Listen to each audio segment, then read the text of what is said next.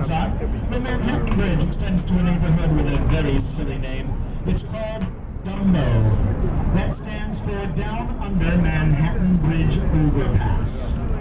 And I'll give you all one guess as to what neighborhood the Williamsburg Bridge extends to.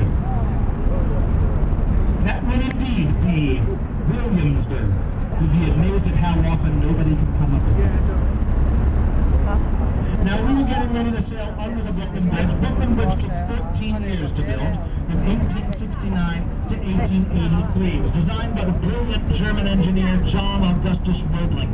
Sadly, he did not live to see the very first stone set down. He was killed in a freak accident just before construction began.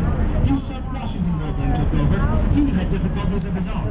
Suffering an attack in the bends and working on the towers underwater, he had to finish supervision from his bedside window.